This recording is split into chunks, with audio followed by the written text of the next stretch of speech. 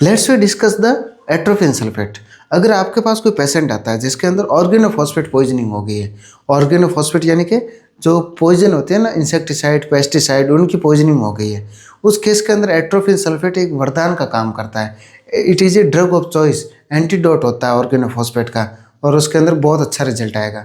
Next देखते हैं, अगर कोई केस है जिसके अंदर एक्सेसिव सलाइवेशन हो रहा है, एक्सेसिव लैक्राइमेशन हो रहा है, उस कंडीशन के अंदर अगर आपने एट्रोपिन सल्फेट दिया तो सलाइवेशन, लैक्राइमेशन या अदर ग्लैंड सीक्रेशन वगैरह को यह डिक्रीज कर देगा।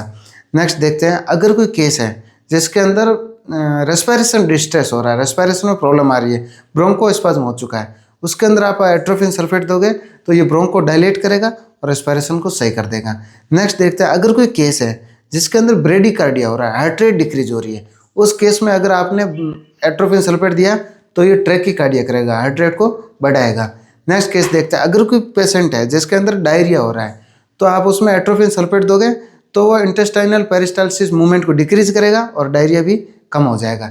नेक्स्ट देखते हैं, अगर कोई पेशेंट है जिसके अंदर सर्जरी होने वाली है और आप एनेस्थीसिया दे रहे हो, तो एनेस्थीसिया से पहले अगर आप एट्रोपिन सल्फेट दोगे तो बहुत सारी सर्जरी के दौरान जो प्रॉब्लम आती है ना वो सॉल्व हो जाती है, दिक्कत नहीं आती। क्यों? जैसे आपने एट्रोपिन सल्फेट दिया तो उसका जो सलाइवेशन, एक्सेसिव सलाइवेशन है वो डिक्रीज हो जाएगा, हार्ट रेट उसकी ज़्यादा डिक्रीज नहीं होगी, नॉर्मल रहेगी या बढ़ जाएगी। और इसके अलावा जो स्मूथ मसल कॉन्ट्रैक्शन वगैरह होते हैं, इंटेस्टाइन में जो कॉन्ट्रैक्शन वगैरह होते हैं वो डिक्रीज हो जाएंगे ताकि सर्जरी इजीली हो जाए।